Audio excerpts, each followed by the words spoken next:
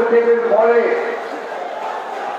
পুরো নির্বাচন ব্যবস্থা যে ভেঙে পড়েছে তার প্রতিবাদে ঢাকা সিটি নর্থ আয়োজিত বিশেষ করে আমাদের মেয়র প্রার্থী ছিলেন জনতার মেয়র জামিল আহমেদ ব্যবস্থাপনায় ঢাকা উত্তরের ব্যবস্থাপনায় এবং একই সঙ্গে ডিজিটাল সিকিউরিটি অ্যাক্ট বাতিলের দাবিতে আজকের এই জনসমাবেশের সম্মানিত তরুণ একেবারে আমাদের ভবিষ্যৎ প্রজন্মের নেতা যার তাবিজ আওয়াল আজকে এই সভায় উপস্থিত আছেন।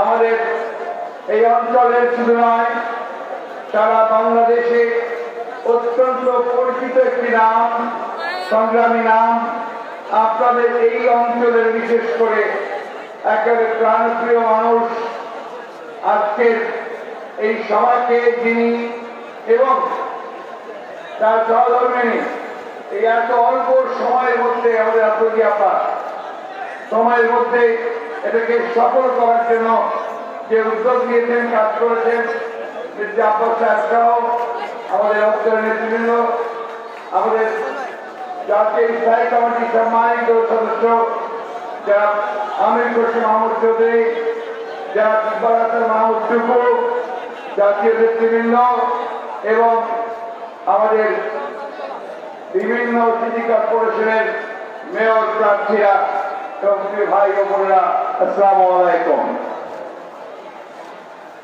আজকে এই সভায় আমি প্রথমেই স্মরণ করতে চাই আমাদের এই স্বাধীনতার যিনি ঘোষণা দিয়েছিলেন এবং তিনি বহুদলীয় গণতন্ত্রের প্রবর্তন করেছিলেন এবং সমৃদ্ধ বাংলাদেশের স্বপ্ন দেখেছিলেন এবং তার কাজ শুরু করেছিলেন আমাদের শহীদ প্রেসিডেন্ট জিয়াউর রহমান সাহেবকে, স্বাধীনতার ঘোষক।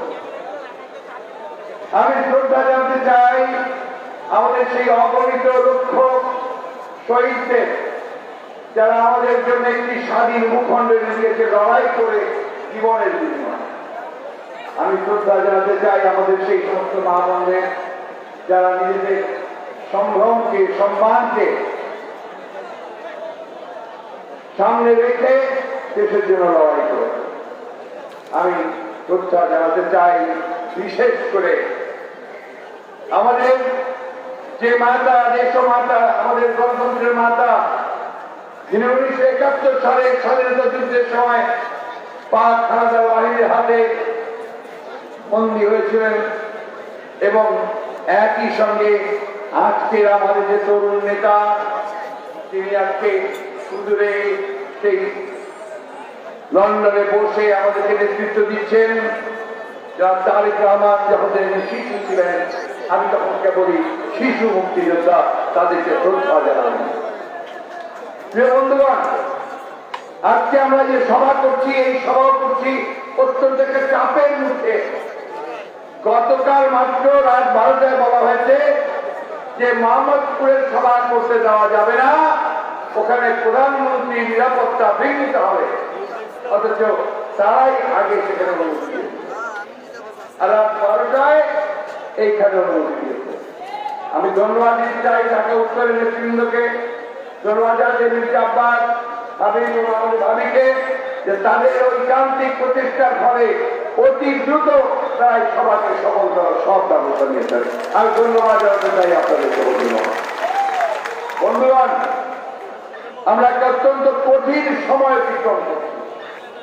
এত বড় কঠিন সময় স্বাধীনতার এই 50 বছরে কখনো আর এই জাতি অতিক্রম করেন। 1971 সালে আমাদের শহীদ প্রেসিডেন্ট জিয়াউর রহমান সাহেবের আহ্বানে যখন আমরা যুদ্ধে ঝাঁপিয়ে পড়ি, তখন আমাদের সামনে একটা স্বপ্ন ছিল যে আমরা যে যুদ্ধ করেছি, সাধারণ মানুষ সকলের সামনে স্বপ্ন ছিল যে আমরা একটা গণতান্ত্রিক দেশ তৈরি করব, একটা গণতান্ত্রিক রাষ্ট্র ব্যবস্থা, একটা গণতান্ত্রিক সমাজ ব্যবস্থা আমরা কাজ করব। এখানে সবাই ন্যায় বিচার পাবে, এখানে কোনো বৈষম্য থাকবে না, মনে চরিত্রের বৈষম্য কমে আসবে, মানুষ শিক্ষা পাবে, স্বাস্থ্য ব্যবস্থা পাবে, এই ধরনের একটা রাষ্ট্র সমাজ আমরা চিন্তা করছিলাম। কিন্তু বন্ধুগণ, আজকে 50 বছর পরে আমরা কি দেখছি? আমরা দেখছি আমাদের সেই অধিকারগুলো যেগুলো পাকিস্তান সেনাবাহিনী কেড়ে নিয়েছিল, আজকের এই সরকার একইভাবে একই কায়দায় আমাদের সেই সমস্ত অধিকার কেড়ে নিচ্ছে। পাকিস্তান হানাদার বাহিনীরা বন্দুকের মুখে আমাদেরকে চিহ্নিত করেছিল, আমাদের ভাইদের হত্যা করেছিল। আজকে এই সরকার যারা জোর করে ক্ষমতা দখল করে আছে, তারাও আজকে বন্দুকের মুখে আমাদের সমস্ত অধিকারগুলোকে কেড়ে দিচ্ছে, আমাদের ভাইদেরকে হত্যা করছে, আমাদের বোনদেরকে নিরাপত্তা দিতে অপারগ করছে। ভাইয়া ভাইয়া একটু একটু দয়া করে, আমি অসুস্থ হয়ে গেছি, আমি জোরে বলতে পারি না, বেশি একটু সময় দিতে হবে প্লিজ। এটা ওই যে আশা আকাঙ্ক্ষা, ওই যে স্বপ্ন, সেই স্বপ্নকে আমরা এখন দেখতে পাই, সেই স্বপ্নকে আমাদের বাস্তবায়িত হয়েছে। আমরা কি ভোট দিতে গেলে ভোট দিতে পারি? এই যে আমাদের 6 জন মেয়র প্রার্থী এখানে দাঁড়িয়ে বসে আছেন, তারা কেউ ভোট করতে পারেননি। তাদের ভোটের দিন সবাইকে বার করে দেওয়া হয়েছে কেন্দ্র থেকে, শহর থেকে, এবং তাদের যে ফলাফল, সেই ফলাফল সন্ধ্যাবেলা তাদের পছন্দ মতো ফলাফল তারা ঘোষণা করবে। এটা শুধু সিটি কর্পোরেশনের নয়, সেই 2018 সালের আগে থেকে 2014 যে নির্বাচন, সেই নির্বাচনও এই নির্বাচন কমিশন এবং তখন পুনর্নির্বাচিত আরেকটি নির্বাচন কমিশন, তারাও সেদিন সরকার বাধা দিয়ে 154 জনকে বিনা প্রতিদ্বন্দ্বিতায় জড়িত করেছে। আমরা নির্বাচনে অংশ নিইনি। বন্ধুগণ, আবার এই 2018-তে কৌশল পরিবর্তন করে আগের রাতে ভোট ডাকাতি করে নিয়ে চলে গেছে। লজ্জা হয়। চিফ ইলেকশন কমিশনার তিনি যখন বলেন যে ভোট সুন্দর হয়েছে, সুষ্ঠু হয়েছে, অথচ তারই একজন কমিশনার মাহবুব তালুকদার সাহেব তিনি খুব পরিষ্কার করে বলেছেন যে এই নির্বাচন কমিশন ভোট গ্রহণ করবার, ভোট পরিচালনা করবার অবাধ সুষ্ঠুভাবে করার যোগ্য নয়। আমরা সেই কারণে আজকে এই প্রতিবাদ সভা অনুষ্ঠিত করেছি। বরিশালে একই কাজ করেছে, শেষ মুহূর্তে অনুমতি দিয়েছে, খুলনাতে জায়গায় দেয়নি, মঞ্জুর জোর করে সামনে গিয়ে বসে কোন রকমের জায়গা করে নিয়েছে। রাজশাহীকে একইভাবে সমস্ত পরিবহন বন্ধ করে দিয়ে তাদেরকে একটি জায়গা দিয়েছে এবং তাদেরকে কথা বলার সুযোগটা দিয়েছে কম। কেন একটু ভয়? কেন? জনগণের যে অধিকার, কথা বলার অধিকার, সেই কথা বলার অধিকারকে বন্ধ করে দেওয়া কেন? জনগণের ভোট দেওয়ার অধিকার, সেই ভোট দেওয়ার অধিকারকে বন্ধ করে দেওয়া কেন? কারণ আপনারা জানেন যে জনগণ যদি ভোট দেয়, ভোট দিতে পারে, তাহলে আপনারা কোনোদিনই ক্ষমতায় আসতে পারবেন না। আর এই যে নির্বাচন কমিশন, এই নির্বাচন কমিশন তো আর জনহকৃত দাসের চেয়েও খারাপ। ওই সরকারকে কিছু বলতে না, তার আগে ওরা বলে দেয় খুব ভালো নির্বাচন হয়েছে, সুষ্ঠু নির্বাচন হয়েছে, এই আমার এইসব প্রার্থীরা জয়লাভ করে। বন্ধুগণ, এই নির্বাচন কমিশনকে অবিলম্বে এই মুহূর্তে তাদের পদত্যাগ করা উচিত। আজকে এই জনসভা থেকে আমরা ঘোষণা করতে চাই যে অবিলম্বে নির্বাচন কমিশনকে পদত্যাগ করতে হবে। নির্বাচন কমিশন নতুন করে যোগ্য ব্যক্তিদের দ্বারা গঠন করতে হবে। বন্ধুগণ, এই সরকার খুব দুর্বল সরকার, এত দুর্বল যে তাদেরকে প্রত্যেকদিন নতুন নতুন আইন তৈরি করতে হয় নিজেদের রক্ষা করার জন্য। এই যে একটা আইন তৈরি করতে ডিজিটাল সিকিউরিটি অ্যাক্ট, মানে ডিজিটাল নিরাপত্তা আইন। এই যে আপনারা মোবাইল করেন, ফেসবুক করেন না, এগুলোকে ওরা নিয়ন্ত্রণ করে, মনিটর করে, কে কোথায় কি বলে না বলে, ওগুলো তার যন্ত্র নিয়ে আসছে ইসরায়েল থেকে। ইসরায়েল থেকে আনছে, যেটা আমাদের সঙ্গে কোনো সম্পর্ক নাই। এটা আবার আল জাজিরা টেলিভিশন তারা এটাকে প্রচার করে দিয়েছে। দেখেছেন আপনার সবাই দেখেননি কি ভয়াবহ প্রচার। সেই প্রচারে আমরা বিস্ময়ের সঙ্গে লক্ষ্য করলাম যে আমাদের সমস্ত প্রতিষ্ঠানগুলো আজকে ভেঙে চুরমার হয়ে গেল। আবার কয়েকদিন আগে আমাদের সুপ্রিম কোর্ট চিফ জাস্টিস, আমরা সকলে বলি ধর্মাবতার, ধর্মের অবতার, অর্থাৎ আল্লাহর পরেই বলা হয় যে বিচারক, সে সত্য কথা বলবে, সত্য কাজ করবে। তারা কি করেছে?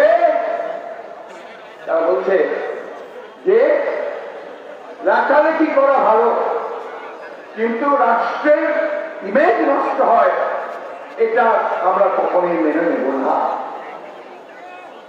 আমার প্রশ্ন হচ্ছে, অবশ্যই আমাদেরকে জানাতে হবে যে কোন কাজে রাষ্ট্রের ইমেজ নষ্ট হয়।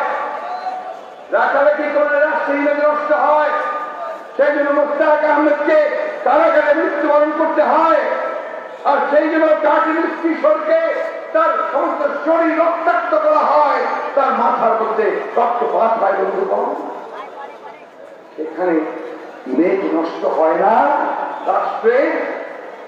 আমরা যখন দেখি প্রায় 700-র মতো সাধারণ লেখক যারা নিরীহ, তারা লেখালেখি করার জন্য এই ডিজিটাল আইনে আটকা পড়ে আছেন, তখন রাষ্ট্রের ইমেজ নষ্ট হয় না। আমরা যখন দেখি যে আমেরিকাতে 10 জন সিনেটর তারা সিনেটে চিঠি দিচ্ছে যে বাংলাদেশে আইনের শাসন নেই, বাংলাদেশে এক্সট্রা জুডিশিয়াল কিলিং হয়, বিচার বহির্ভূত হত্যাকাণ্ড হয়, বাংলাদেশে বিনা বিচারে মানুষকে আটক রাখা হয়, মানবাধিকার লঙ্ঘন করা হয় চরমভাবে, তখন ইমেজ নষ্ট হয় না? যখন 7-7টি মানবাধিকার প্রতিষ্ঠান তারা চিঠি দেয়, স্টেটমেন্ট দেয়, বাংলাদেশে মানুষের মানবাধিকার নেই, লঙ্ঘিত হচ্ছে, মানুষকে অন্যায়ভাবে এখানে হয়রানি নিপীড়ন করা হচ্ছে, তখন ইমেজ নষ্ট হয় না? বন্ধুগণ, আজকে ওনারা খুব দ্রুত লেগে যান, কথায় কথায় রাগ করেন এবং যা নয় তাই বলতে থাকেন এবং সত্য মিথ্যা বলেন, যার বেশিরভাগই মিথ্যা। আমরা স্বাধীনতার সুবর্ণ জয়ন্তী পালন করছি কেন? আমরা জানাতে চাই যে 50 বছর আগে যে স্বাধীনতার যুদ্ধ হয়েছিল, সেই যুদ্ধে কাদের অবদান ছিল, কারা কারা এই যুদ্ধের সবচেয়ে বেশি অবদান রেখেছিলেন, তাদের অনুপ্রেরণায়, তাদের নেতৃত্বে, তাদের আত্মত্যাগের মধ্য দিয়ে আমরা কেবল স্বাধীন ভূখণ্ড পেয়েছি। সেটাই আমরা জানাতে চেয়েছি সুবর্ণ জয়ন্তী পালনের মধ্য দিয়ে। এবং সেই জন্যই আমরা 2রা মার্চ স্বাধীনতার পতাকা উত্তোলন করেছিল নকশায়, সেটা পালন করেছি। আমরা 3 মার্চ শাহজাহান সিরাজ স্বাধীনতা স্ট্যাম্প পাঠ করেছি, সেটা পালন করেছি। আমরা 7 মার্চ পালন করেছি, কারণ সেই একটা বিশাল জনসভাতে অনুপ্রেরণাময় একটা বক্তব্য ছিল। আমরা 9 মার্চ ইতিমধ্যে পালন করেছি, যে মওলানা আব্দুল হামিদ খান ভাসানী স্বাধীন পূর্ব পাকিস্তান ঘোষণা করেছিলেন। আমরা পালন করব 26শে মার্চ, 27শে মার্চ, যেদিন আমাদের বাংলাদেশের ত্রাণকর্তা কামরুল বেতার কেন্দ্র থেকে স্বাধীনতার ঘোষণা দিয়ে সমগ্র জাতিকে স্বাধীনতা যুদ্ধে ঝাঁপকে উদ্বুদ্ধ করেছিলেন। আমরা সেই মতো আমরা পরিষ্কার ভাষায় বলছি, সেগুলো এখনো বলছি, যে শুধুমাত্র একজনের জন্য, শুধুমাত্র একটা গোষ্ঠীর জন্য, শুধুমাত্র একটা পরিবারের জন্য, একটা রাজনৈতিক দলের জন্য দেশের স্বাধীনতা আছে না। বছরের পর বছর ধরে কৃষক, শ্রমিক, মেহনতি মানুষের যে পরিশ্রম, যে আত্মত্যাগ, আমাদের নেতৃবর্গের যে আত্মত্যাগ, সেই আত্মত্যাগের মধ্যে দিয়ে স্বাধীনতা এসেছে। বন্ধুগণ, সেই স্বাধীনতাকে কি করেছো তোমরা? সেই স্বাধীনতাকে ছুঁড়ে ফেলে দিয়েছ। এখন আমি জানি না আমি নিজে কিভাবে স্বাধীন বলবো, আমি বলতে পারি না, আমার অধিকার নাই, আমি কথা বলতে পারি না, আমার লেখার অধিকার কেড়ে নিচ্ছে, পত্র পত্রিকা বন্ধ করে দিচ্ছে, লিখতে জেলে দিচ্ছে, জেল থেকে জামিন পাওয়া যাবে না। অন্যদিকে আমার যে ন্যায্য হিস্সাগুলো রয়েছে অন্যান্য দেশগুলোর সঙ্গে, বিশেষ করে প্রতিবেশী দেশের সঙ্গে, সে হিস্সাও আমি চাইতে পারবো না। দুঃখ হয় যখন দেখলাম যে ভারতের পররাষ্ট্রমন্ত্রী আসলেন, এসে মিটিং করলেন, সভা করলেন, আমাদের তরফ থেকে যেন সাংবাদিকরা জিজ্ঞেস করলেন যে সীমান্ত হত্যার সম্পর্কে কি বললেন। উনি বললেন নো ক্রাইম নো ডেথ, অর্থাৎ অপরাধ না হলে হত্যা হবে না। হত্যা করার অধিকার কে কাকে দিয়েছে? কোন আন্তর্জাতিক আইনে, কোন সভ্য দেশের আইনে সমাজে কাউকে হত্যা করার কোন বিধান নাই। বিনা বিচারে বিচার হতে হবে। কেউ অপরাধ করে তার বিচার হলে সেই বিচারে তার শাস্তি হতে পারে। তিনি বলে দিলেন no crime, who will determine the crime? কে অপরাধ থেকে নির্ধারণ করবে, কে দায়ী হিসেবে নির্ধারণ করবে? বিচার কোথায় হচ্ছে? ফেরানি ঝুলেছিল স্বাধীনতার বেলায়, ফেরানির বিচার তো হয়নি। আজকে আমার মাঝে মাঝে শত শত ভাই, এর মধ্যে শত শত ভাই ওই বর্ডারে মারা গেছেন, তাদের বিচার তো হয়নি। এই সরকারের এত দুর্বলতা কেন? কেন আমার নিজের নাগরিকের কথা বলতে সে ভয় পায়? কেন? কানেক্টিভিটি আমরা চাই। আমরা চাই যে কানেক্টিভিটি হোক, বাণিজ্য বাড়ুক, প্রসার ঘটুক, কিন্তু আমি কিছুই পাবো না। আমি পোর্ট দিয়ে দেবো, আমি আমার এয়ারপোর্ট ব্যবহার করতে দেবো, রাস্তা ব্যবহার করতে দেবো, কিন্তু বিনিময়ে আমি ফেনী নদীর পানিরও হিসাব পাবো না, তিস্তা নদীর পানিরও হিসাব পাবো না। এটা তো হতে পারে না। সেখানে আমি স্বাধীন কোথায়? সেই জন্য আমরা বলছি ভাই, দেশের বেগম খালেদা জিয়াকে আটক করে রাখা হয়েছে মিথ্যা মামলায়। আপনারা জানেন এটা কোনো মামলায় নয়, শুধুমাত্র রাজনৈতিক কারণ থেকে আটক করে রাখা হয়েছে। মাত্র 2 কোটি টাকার মামলা দিয়ে হাজার হাজার কোটি টাকা লোপাট করে নিয়ে যাচ্ছে। আপনারা সবাই পত্র পত্রিকায় দেখেছেন, ফরিদপুরে 2,500 কোটি টাকা লোপাট। এবং তারপর দেখি যে সিআইডি তারা যে রিপোর্ট দিচ্ছে 4,000 পাতার, সেই রিপোর্টের মধ্যে দেখা যাচ্ছে অনেক বড় বড় রথি মহারথী আত্মীয় স্বজন তারা তার সঙ্গে জড়িত। আমরা দেখছি এখানে হাজার হাজার কোটি টাকা ব্যাংক থেকে লুট করে নিয়ে চলে যাচ্ছে। আমাদের কি স্টক মার্কেট লুট করে নিয়ে যাওয়া হয়েছে। আমাদের অর্থনীতিকে সম্পূর্ণ ভঙ্গুর করে ধরা হয়েছে। বন্ধুগণ, এই অবস্থা থেকে আমাদের মুক্তি চাই। দেশ অর্থনীতি অনুসারে নিজেকে মুক্ত করতে হবে। মুক্ত করতে চাই। আমাদের 35 লক্ষ গ্রামের মানুষের বিরুদ্ধে মিথ্যা মামলা, তারা বাড়িঘর বিক্রি করে, গরু ছাগল বিক্রি করে সেই মামলা করছেন। বন্ধুগণ, আমাদের ছেলেরা এখন এলাকায় থাকতে পারে না, থাকার রাস্তায় রিক্সা চালায়। বন্ধুগণ, আমাদেরকে এই অবস্থার পরিবর্তন ঘটাতে হবে। আমাদেরকে দাঁড়াতে হবে নিজের পায়ে।